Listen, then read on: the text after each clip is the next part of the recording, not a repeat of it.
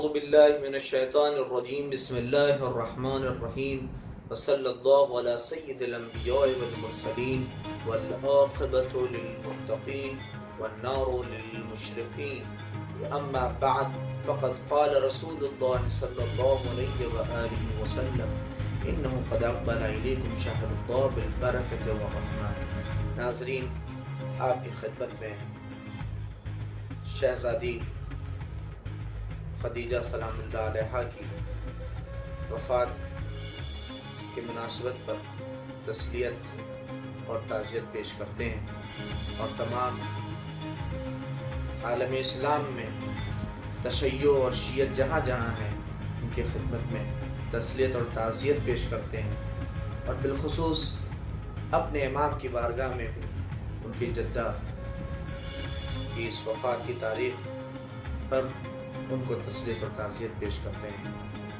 اس لیے کہ 10 ماہ مبارک رمضان کو شہزادی جناب خدیجہ زوج رسول کی وفات کی تاریخ ہے، لہٰذا پیغمبر اکرم انہی کے شوہر اور انہی کے شوہر کے دہن سے نکلے ہوئے یہ اہم کلمات اور جملوں کی ہم مختصر تفسیر کر رہے ہیں، اور اس خطبہ شعبانیہ کا ایک حصہ جو شہزادی کا ذکر بھی اس سے انشاءاللہ مل جائے گا، لہٰذا پیغمبر کا وہ اہم جملہ جو میں آپ کے سامنے لے کے آیا ہوں پیش کرنے کے لیے، وہ بھی پچھلے والے جملے سے ملتا جلتا ہے، اس لیے کہ اس سے پہلے والے میں نے کہا تھا کہ پیغمبر نے کہا کہ اپنی آنکھوں کی حفاظت کرو، یعنی اپنی آنکھوں کو حرام چیزوں سے بچاؤ، اپنی آنکھوں کی محافظت کرو، اور اب پیغمبر اسلام کہہ رہے ہیں کہ اپنے کانوں کو حرام آوازوں سے محفوظ رکھو، یعنی اس کان میں حرام چیزیں نہ جائیں، اس کان میں حلال چیزیں جائیں، یعنی یہ کان حلال چیزوں کو سننے کے لیے بنا ہے، حرام چیزوں کو سننے کے لیے نہیں بنا ہے۔ آنکھ اس لیے کہ دیکھیں جو 5 حص ہے انسان کے پاس، اس میں آنکھ جو مشاہدہ کرتی ہے، اور اس کے بعد کا مرحلہ جو ہوتا ہے وہ کان کا ہوتا ہے، استماع۔ اسی لیے کہا گیا ہے کہ اپنے کانوں میں، اس لیے بعض لوگ جو کان کے پتلے ہوتے ہیں کہتے ہیں کہ انسان کو کان کا پتلا ہر بات سننے کا جو شوق رکھتا ہے، ایسا انسان معاشرے اور سماج میں بہت زیادہ عزت کا حامل نہیں ہوتا ہے۔ اسی لیے ہمیں اپنے کانوں کو اچھی چیزوں کے لیے بنانا چاہیے کہ ہم اچھی چیزوں کو سنیں، حرام چیزوں سے پرہیز کریں اور حرام چیزوں کو اس کان کے اندر نہ آنے دیں۔ اسی لیے ہمارے یہاں غنا کو حرام قرار دیا گیا۔ غنا یعنی گانا سننا، اور گانے سے وہ منفعت اور وہ کسب جو حاصل کر رہا ہے وہ بھی حرام ہے۔ اسی لیے اور غیبت، اسی لیے سننا اور غیبت کرنا دونوں حرام ہیں، یعنی جتنا عذاب کا مستحق ایک غیبت کرنے والا ہے اتنا ہی عذاب کا مستحق غیبت سننے والا ہے۔ اسی لیے غیبت، کیونکہ وہ کہاں سے سن رہا ہے، غیبت ایک حرام چیز ہے، اس کو سننا ہے۔ اسی لیے چغلی سننا، کسی کی برائی سننا، کسی کے اور دیکھیں یہ برائیاں کیوں یہ چیزیں، اس لیے کہ انہی بری چیزوں کو سننے کے بعد سویسن پیدا ہوتا ہے، بدگمانیاں پیدا ہوتی ہیں معاشرے اور سماج میں۔ کتنے ایسے جھگڑے اور معاشرے اور سماج میں کتنے ایسے اختلافات، اس کی جڑ آپ اگر تلاش کریں اور جس کی اگر آپ کو جڑ کو دیکھنا ہو کیا ہے، تو آپ کو آخر میں نتیجہ پتہ یہ چلے گا کہ بدگمانی، اور وہ بدگمانی کیسے آتی ہے؟ وہ بدگمانی اسی کان کے ذریعے سے رسوخ کرتی ہے، جو انسان کے عقل اور انسان کے ذہن کو خراب کرتی ہے، بڑے سے بڑا اختلاف، بڑے سے بڑا جھگڑا معاشرے اور سماج میں لے کے آتی ہے۔ لہٰذا ہمارے اپنے اس کانوں کو اچھی چیزوں کے لیے بنائیں، اس کان کے اندر اچھی چیزوں کو لے رہے ہیں۔ اسی لیے گانا سننا معاشرے اور سماج میں دیکھیں آج کل میوزک سننا عام سی بات ہو چکی ہے۔ میٹرو میں سفر کر رہے ہیں، گاڑی میں سفر کر رہے ہیں، ٹرین میں سفر کر رہے ہیں، گاڑی پہ چل رہے ہیں، کان میں ہیڈ فون لگا ہوا ہے، کیا چل رہا ہے؟ اب ہم بس میوزک ہے اس میں لہو لہب ہے، گانا حرام ہے.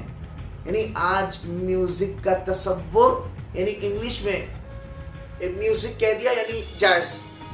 بھائی ہر میوزک سننا جائز نہیں ہے. اور یہ ایک وبا اور ایک مرض جو ہمارے یہاں بھی پیدا ہو رہا ہے، ہماری شیعت میں جبکہ یہ سب ساری چیزیں نہیں تھیں آج سے کچھ سال پہلے. اگر ہم آگے دیکھیں، آج کل نوحوں کو، آج کل منقبت، ان چیزوں میں بھی وہی میوزک اور وہی ساری چیزیں لائی جا رہی ہیں کہ آدمی فرق نہیں کر سکتا کہ یہ گانا ہے یا یہ نوحہ ہے یا منقبت ہے یا قصیدہ ہے. یہ اس طرح سے خلط و ملط کر دیا گیا ہے، حرام اور حلال کو اس طرح سے پورے خلط و ملط کر دیا گیا ہے کہ آدمی فرق کرنا آدمی کے لیے مشکل ہے. لیکن جو اہل نظر ہیں، جن کے پاس تقویٰ ہے، جن کے پاس ذرا سی دیانت ہے، جن کے پاس ذرا سا دین ہے، وہ اس فرق کو بڑی آسانی سے کرتے ہیں. اس لیے کہ انسان بہانہ تلاش کرتا ہے، بڑی آسانی سے کہہ دیتا ہے ہم تو فرق نہیں کر پا رہے ہیں. لیکن پتہ ہے کہ میوزک کیا ہے، اور وہ دھن اور وہ چیزیں جو ایک منقبت میں ہونی چاہیے جائز کے حد تک، وہ کیا دونوں معلوم ہے. اس لیے کہ آپ پرانی پہلے کے لوگوں کی جو نوحہ پڑھتے تھے، جو قصیدہ پڑھتے تھے، جو منقبتیں پڑھتے تھے، ہم ان کو دیکھیں کتنا اس کے اندر درد ہوتا تھا، کتنی اس کے اندر یعنی احساس جیسے ہوتا تھا دین. یعنی آپ دیکھیں کہ آج کی جو منقبتیں ہیں، مجھے ایک فقرہ یاد آ گیا اپنے استاد کا. وہ کہا کرتے تھے کہ آج کی مداحی میں اور آج کے اس قصیدہ خوانی اور منقبت خوانی میں خدا کہیں بھی ہمیں یاد ہی نہیں آتا ہے، خدا کا تصور نہیں یاد آتا، ہمیں استغفار کا تصور نہیں آتا. لیکن ہدف منقبت خوانی کا، ہدف نوحہ خوانی کا، اس کا یہ ہے کہ انسان توبہ کی طرف پلٹے، اس کی بازگشت ہونی چاہیے ذکر الہی کی طرف، یاد پروردگار کی طرف. لیکن ساری چیزیں نہیں ہیں. اس کی وجہ یہ ہے کیوں اس لیے کہ غنا اور گانا اور وہ حرام میوزک، یہ ساری چیزیں انسان کے دل کو قسی بناتی ہیں. انسان کا دل کٹور ہوتا ہے، انسان منافق ہو جاتا ہے دھیرے دھیرے. اس لیے کہ شیطان اسے دھیرے دھیرے جہنم کے قریب لیتا جاتا ہے. سنتے سنتے میوزک کیا ہوتی ہے، انسان کے دل کو قسی بنا دیتی ہے.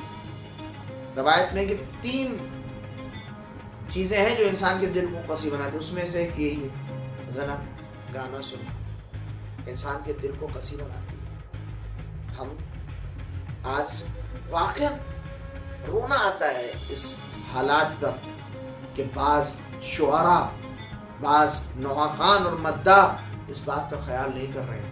کیسے یعنی نام امام حسین کا آ رہا ہے، منقبت چل رہی ہے امیر المومنین کی، اس میں جو ترانے استعمال ہو رہے ہیں، اس میں جو دھن استعمال ہو رہی ہیں وہ دوسرے. اب لوگ کہتے ہیں کہ ارے نہیں ساری چیزیں. دیکھیں ایک حدیث ہے کہ من تشبہ بقوم فہو منہم، یعنی جو کسی قوم کی شباہت اختیار کر لے گویا وہ اسی میں سے ہے. اگر آپ گانے کی شباہت کو یا گانے کی میوزک کو منقبت میں لے کے آ رہے ہیں، گویا یہ بھی حرام ہو جائے گا، اسی جیسا ہو جائے گا. نوحہ بھی اسی جیسا ہو جائے گا جیسے گانے کا سننا. اس لیے اس میں تھرکنے لگ رہا ہے، موڈ فریش کرنے کے لیے بھیا وہ منقبت لگا لو، وہ چیز لگا لو. کیا ہے؟ نہیں. یعنی ہم جب راہ ہدایت سے بھٹک جائیں تو ایسی میوزک یا ایسی چیزیں ہوں کہ جس کے ذریعے سے ہم یاد کر سکیں پروردگار، توبہ کی طرف پلٹ آئیں، توبہ کا راستہ کھل جائے ہمارے لیے. لہٰذا ہم اپنے کان کو بھی اچھی چیزیں سنوائیں. یہ کان حرام چیزوں کو سننے کے لیے نہیں بنا ہے. اور خاص کر آج سننا ہی نہیں. اب گانا دیکھیے آج معاشرے کا حصہ ہے، لہٰذا بتا رہا ہوں کہ گانا نہ سنیں. ہمارے گھروں کے اندر بعض ایسا یہ ساری چیزیں ہوتی ہیں کہ آپ دیکھیں خود اپنے گھر میں نہیں منع کر پا رہے. ہم اپنی بہنوں کو منع کریں نہیں کہ جائز میوزک کیا ہے اور حرام میوزک کیا ہے. ہمارے لیے فائدہ کس میں ہے؟ اس لیے کہ قرآن مجید میں بھی آیت ہے اور روایت ہے کہ جو گانا سننے والے کے اوپر اللہ نے جہنم کا وعدہ کیا کہ اگر کوئی غنا کر رہا ہے یا غنا سن رہا ہے یا گانا سن رہا ہے. اور باقاعدہ ایک روایت اور ہے امام صادق علیہ السلام سے کہ روز محشر جو روحانی افراد ہوں گے وہ کچھ گائیں گے یا وہ کچھ کہیں گے، وہ کچھ اپنی آواز میں ایک آواز بلند ہوگی، کہتے ہیں کہ اس آواز کو سب سنے گا، لیکن گانا گانے والا اور گانا سننے والا وہ اس آواز کو روز محشر محسوس نہیں کرے گا. کیوں روز محشر محسوس نہیں کرے گا؟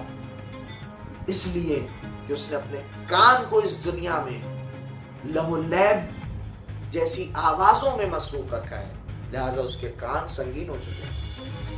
امیر المومنین کہتے ہیں کہ یہ آواز ملائکہ کی ہوگی، روحانی لوگوں کی ہوگی، ایسے افراد یہ آواز نہیں سن سکیں. لہذا ذمہ داری یہ بنتی ہے کہ ہم اپنے کان کو اچھی آواز سنیں، ہم اچھی چیزیں سنیں، بری چیزیں نہ سنیں، غیبت نہ سنیں، کسی کی برائی نہ سنیں. ہم اپنے کان کو اچھائی کا مرکز بنائیں، ہم اپنے کان کو اچھی چیزوں کو سنیں. جب ہم اچھا سنیں گے تو اچھا سوچیں گے، جب ہم اچھا سوچیں گے تو اچھا بولیں گے. وآخر دعوانا ان الحمد للہ رب العالمین.